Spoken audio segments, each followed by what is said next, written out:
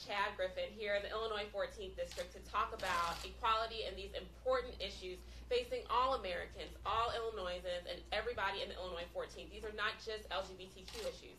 These are issues that are facing our country, and we have a real opportunity to make a vote for progress in this upcoming election. I have spent my career as a nurse working to expand health care coverage in communities across our country. I worked to help implement the Affordable Care Act, private insurance reform, health care quality in the Medicare program, preventive services, those free screenings, free vaccines, free contraceptive coverage. Worked on 1557, the important provision that outlawed discrimination in our health care system. And then joined the Obama administration, where I worked on public health emergencies and disasters, things like Ebola and Zika and the water crisis in Flint. And it was during our time in Flint that the 2016 election happened. And like so many, I thought that we'd have a chance to hand off our work on Flint and hand off our work on health reform to a team that cared and a team that would want to continue forward that progress. And instead, we got the Trump team, who made it immediately clear that they wanted to take away health care coverage from the American people. And that's not why I became a nurse, and that's not why I did any of that work. So I knew I could not stay in government and help them do that. And so I decided to return home to Illinois, a state that expanded Medicaid under the ACA, and I began working for a Medicaid managed care company in Chicago. And then I went to Randy Hultgren's one and only public event in 2017, and it was a question and answer session hosted by the League of Women Voters in St. Charles, Illinois. And that night he made a promise about protecting pre-existing conditions.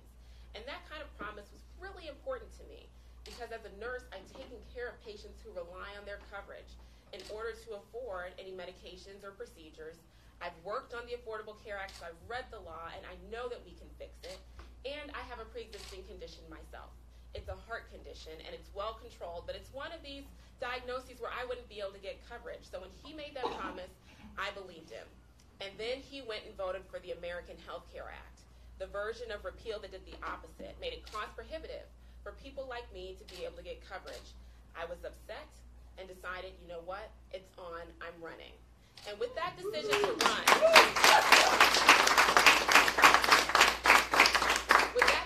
to run, we now have an opportunity to have a champion in this district who will stand for justice and equality. It would be my supreme honor to be an original co-sponsor of the Equality Act because it is time that we have a long book that would allow for equal treatment and full recognition of civil rights, because I am disgusted, as I'm sure many of you are, by the rollbacks, not just at HHS, Department of Education, not recognizing the core civil rights and civil liberties of students and teachers in our school systems.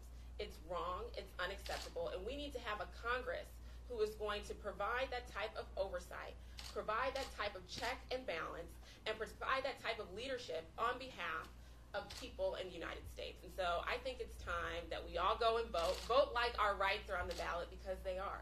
Vote like our health care is on the ballot, because it is. Vote like every single issue that is so close to your heart is on the ballot, because it's that serious. We've seen what happens when we assume that other people are going to step forward and other people are going to door knock for us. We've seen what happens when we assume that other people will vote. We end up in this situation. The chaos and confusion, the discrimination, and the purely un-American activities and actions of this administration do not reflect who we are. So it's time that we make a change. I'm really looking forward to the conversation this morning, and we are so grateful to have all of you, this collection of activists and organizers, leaders from across the 14th District. Thank you for taking the time out to discuss the issues that are of concern to you with Chad and I, because we know what's at stake in this election, and let's walk out of this room today with some clear marching orders to move forward. Thank you, everybody.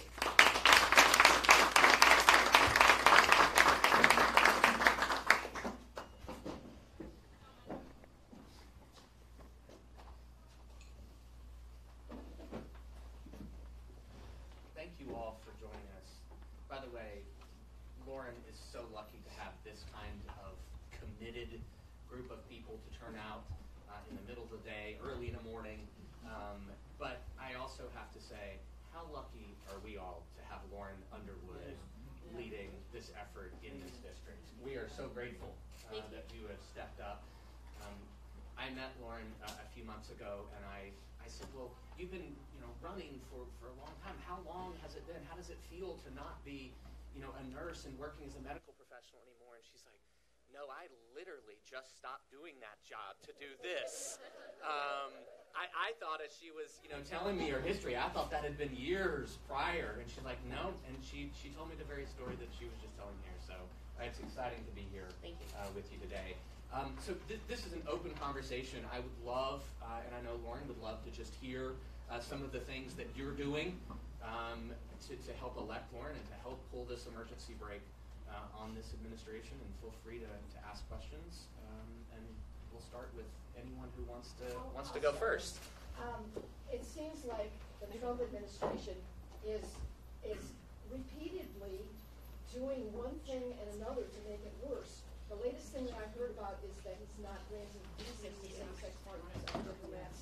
This to me is outrageous. And what can a Congress do to stop this type of behavior? Well, the core issue is civil rights and outlawing this type of discrimination.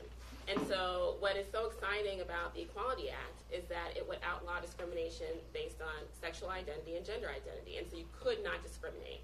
And then the Congress' chief role is to, one, appropriate money and keep government functioning, but two is oversight over the executive branch. And so when you have a president who is stepping forward and unilaterally discriminating against a group of people, that to me raises alarm bells and says, let's bring folks in to get to the root of what's going on and see if we can't make a change. When I was working in the administration, the Congress was very interested in how we were implementing the Affordable Care Act, very interested in what was going on in Flint. We had constant subpoena requests, document requests, hearings, and would have to go in and be held accountable for our actions in the way that we were transforming our healthcare system. I think that same type of engagement is warranted in this time when we have such clear actions that are contrary to the core values of the American people. The only quick thing that I would add to that is there is something every day this administration does to roll back our rights, to roll back protections, to roll back voting rights. You look at the Department of Education, almost on a daily basis, Betsy DeVos and Mike Pence are working to undermine protections for people of color, for sexual assault survivors, for LGBTQ people, for trans people especially, time and time again. And those are important stories to tell voters as you make phone calls and as you knock on doors, because sometimes in these off-year, non-presidential elections, you'll have folks say, does my vote really matter? Well, guess what? This is why your vote really, really does matter. And there are lots of distractions these days, right? Every day the president is trying to distract. But if we all stay focused on these midterm elections, if we all stay focused on what we can do right here in this district, then we can actually do something about it.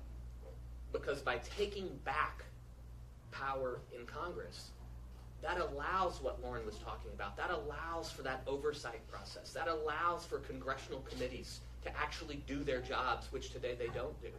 And so I think that is the immediate answer, is we have got to pull the emergency brake, and our route to doing it is this district and districts like it across this country.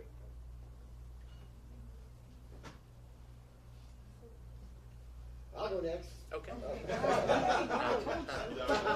My name's Brian Gooding. I grew up in Geneva in this district for very many. I don't actually live here now, but my interest still lies here. I'm an advocate and activist for people living with or at risk for HIV. I'm living with HIV myself. I'm also a believer in healthcare as a human right, not a privilege. And you're right, it's about amplifying our voices, right? I don't live here, but I still have family that lives here. I serve a community that lives here. I can reach out to those kind of people. When you were talking about the Equality Act, right? So my question is, how does when we think about equality, I can't think of equality without the word equity, right? Because we can't get to the, equality is like you can't have equality because we need equity before we can get to equality. And the realization that some communities, whether it be trans communities, communities of color, LGBT communities, are marginalized communities that can't even get to that equality place because they don't even have the tools, right? We know that they're attacking education, they're attacking healthcare, all those things that people need to get to that place of equality. So my question would be, how does equity fit into your plan of equality? Well, I think it has to be an inclusive approach. We have to work on both at the same time. And so we have an agenda that in a Democratic majority, we can advance that would allow for high-quality health insurance for the American people. That's affordable, truly affordable, because it's not good enough to just have a health insurance card in your wallet if you can't afford to get the care, right? That would allow for Americans to access great public schools and to be safe in school. And we have far too many students who are heading in to schools every day who are scared of the threat of gun violence. It's not enough to just have entrepreneurs and small business owners who are maybe not able to access the same type of capital to grow their business because of discriminatory practices among lenders. That's not acceptable. And so if we are going to have an opportunity to work on equality and make fundamental statements and protections in our civil rights laws and have an opportunity to address programmatically in all these other core areas with which we continue to struggle with equity and can continue to advance the social justice agenda, it's my belief that we have to do both. We have to do both at the same time and have a firm commitment, because we know that if we don't act with a sense of urgency, it will not get done. And so we will have a real opportunity in the next Congress when electing Democrats. And I will just say, it's not good enough to just have somebody who says they're a Democrat but does not have that commitment to doing the work, does not have the commitment to showing up and representing people. And I care.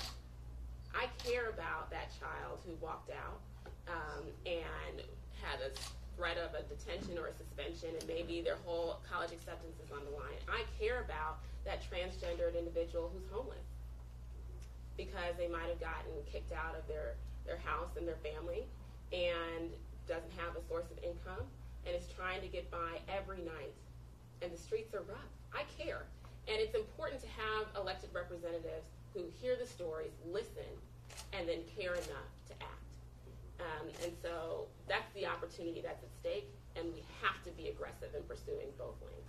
That's great. You know, for the last 7 years, I participated in what they call AIDS Watch, the group of advocates that go to Washington, D.C. every year. And for the last 7 years, I've been in Randy Hochman's office in that sense with a group of other people, and have seen the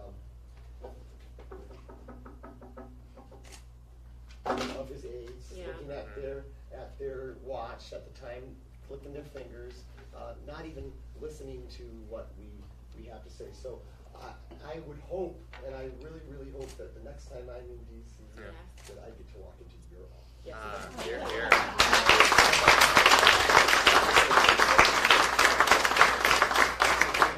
That listens to our concerns and can actually bring that forward.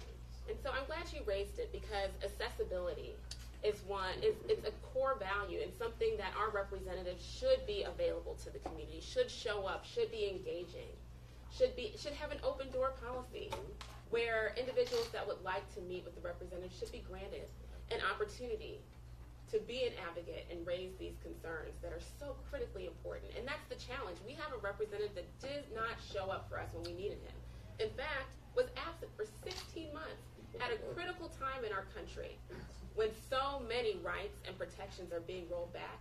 He literally would not show up for us.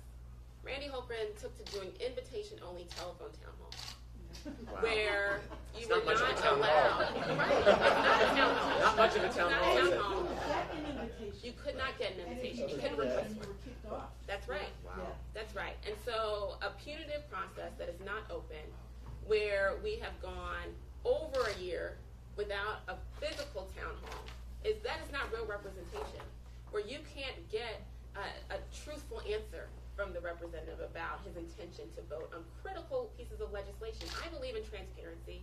I believe in honesty, accessibility, and ultimately knowing that a representative is accountable to the voters.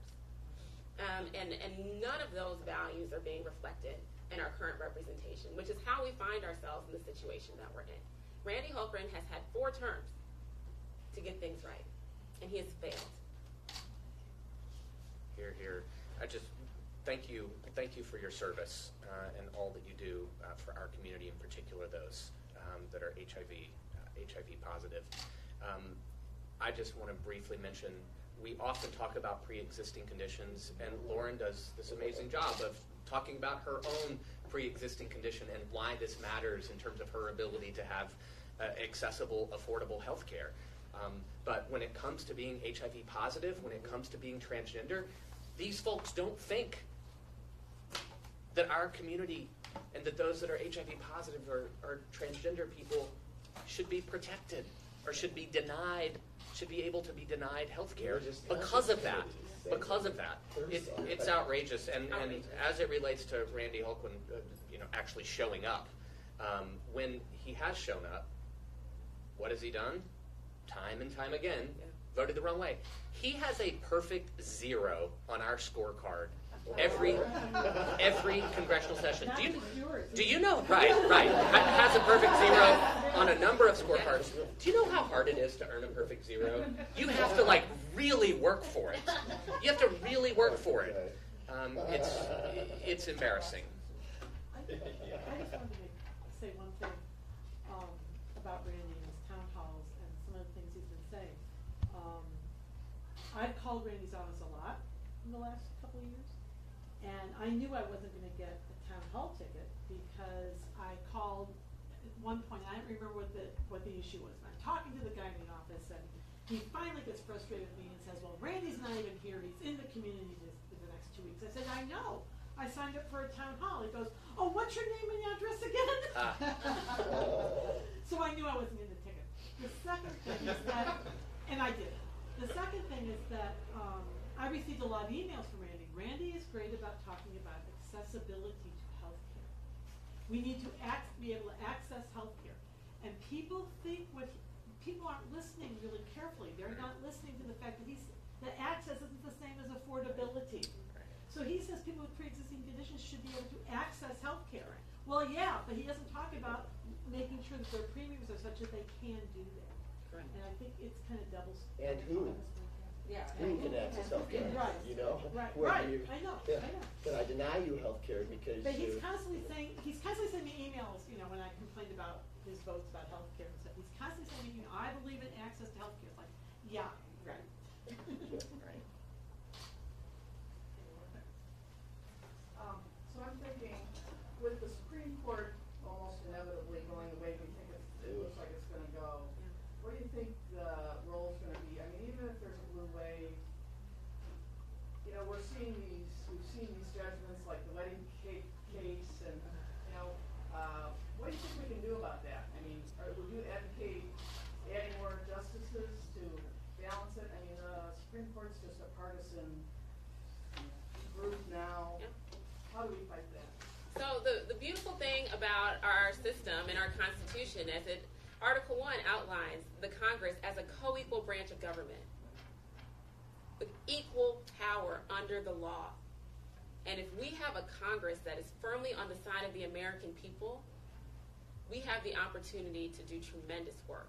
And so while the Supreme Court is obviously taking a partisan bent, and we have a nominee who is incredibly partisan, is unable to even demonstrate the temperament that should be assumed in a justice on the court, and who has allegedly committed crimes that he has lied about under oath, in my opinion.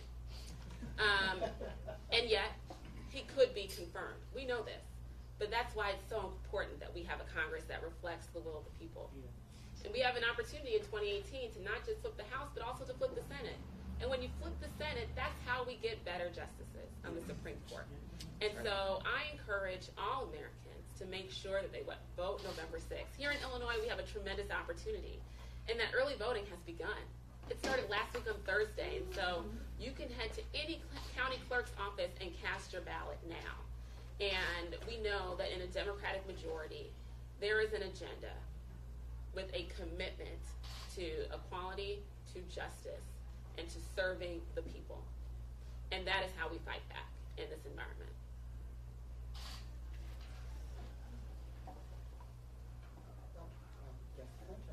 My name's Ken. I'm a writer for Patriot Not Partisan and Democrat Press. And my question is, there have been a lot of stories, some of which I've written, about transgender murders in America. So far there have been 19. And the reason for the delay is there are several cases where they were misgendered, and it caused a complication with their loved ones finding them.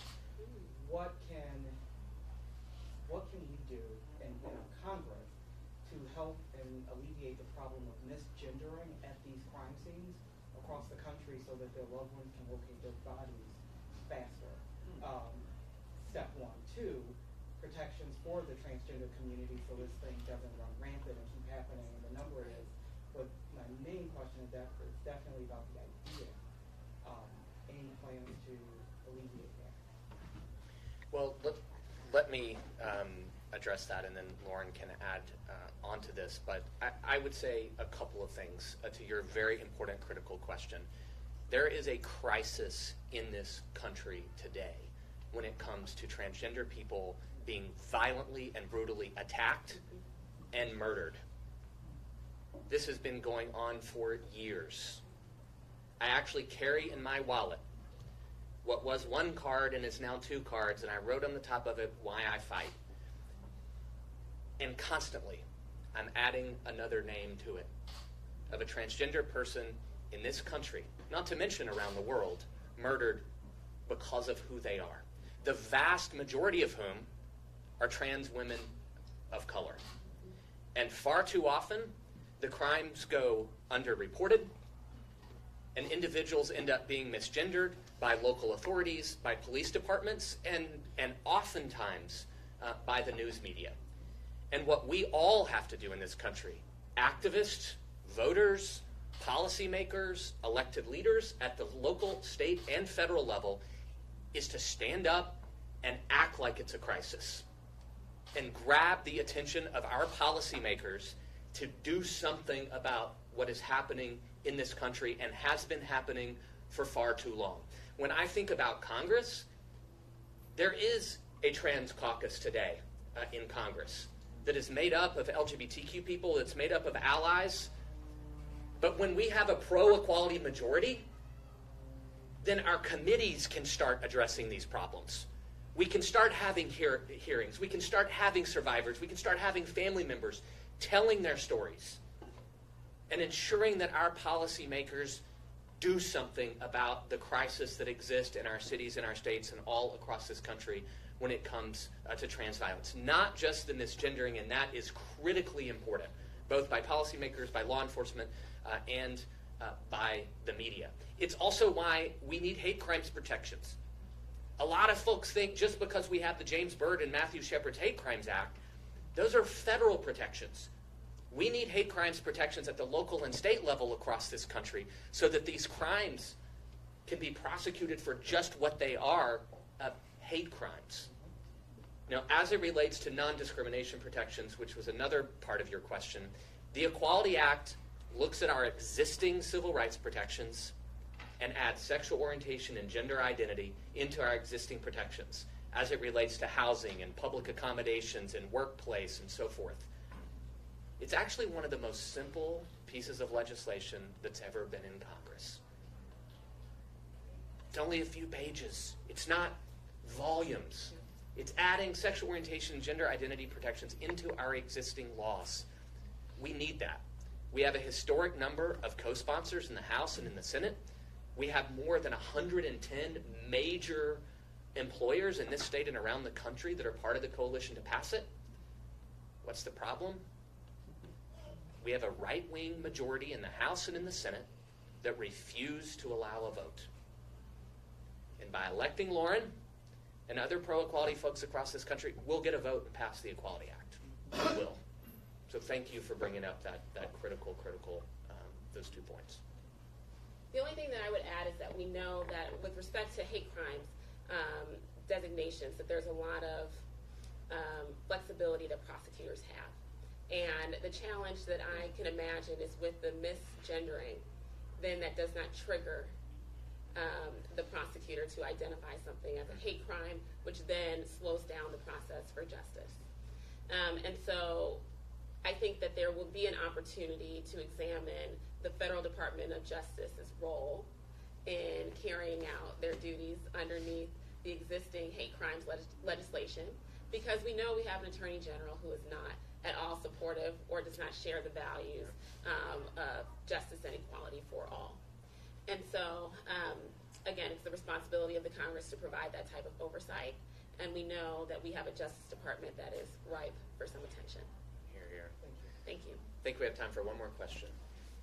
My name is Danica McMillan. I'm a social worker, and just recently, as of Monday, the administration has now set into law that diplomats from other countries have to basically marry their partners by the end of the year, or they're going to be sent out of this country. What are your thoughts about that? Because essentially they're forcing people to get married. In some of these countries, they cannot get married. Right. And their reasoning today was that it's equitable because they're asking that of everybody's being asked that, so it's not discriminatory. So that was their comeback as to why they were putting that in effect. Well, we addressed some of the challenges with the policy early on. I would like to take a broader statement and talk about the way that the United States under the Trump administration treats its diplomats, and the way that they are not fully funding or respecting the work of diplomacy first when engaging with the larger global community. The way that they have intentionally kept a lot of vacancies at senior leader levels, the way that they have not properly funded the State Department, and that there have been real delays into filling critical posts. And so I see this as both a very clear discriminatory act and a way to sort of force some attrition out of the diplomatic corps. Because we know that a lot of individuals are bravely serving in countries around the world where their identity is one that would be under threat once they leave that embassy. And that once they're walking around in those communities, that they are subject to extreme violence and discrimination in those countries which they serve. And those individuals are bravely working on behalf of the American people. And so, yes, it's wrong. And there's an opportunity in the next Congress with the pro-equality majority, with the Democratic majority, to provide critical oversight and hopefully create some change to these policies.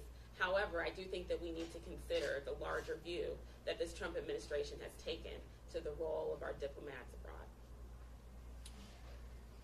So I will just close. There are a number of critical issues that have been put on this table, and I suspect there are many other issues around this table and around this room that you didn't get a chance to bring up here in our short time together today. But every one of these issues, every single one of them, Congress should have a role, should have an oversight role, or should have a problem-solving role. The kind of role that Lauren Underwood has played her entire career, diagnosing problems and solving problems. Every issue that we have talked about, Congress has a role. I look around this room, and there are a few people that this may be your very first election. There are others that we've lived through a few elections. And we've all been told every election that this is the most important election of our lives, right? How many of you have heard that before, right? Right? Everybody. Guess what? This election is actually the most important election of our lives. So let's do everything we can between now and Election Day and elect Lauren Underwood, the next congressperson from Illinois.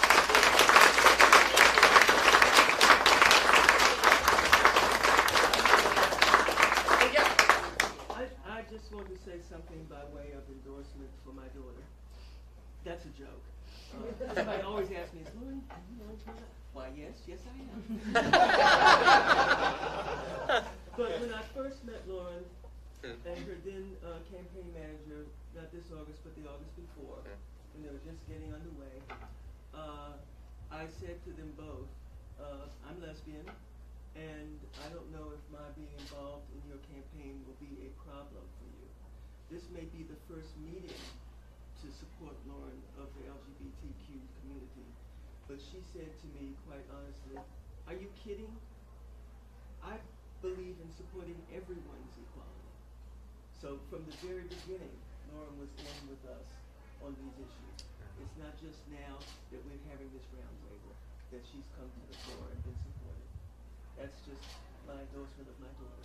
Here, here.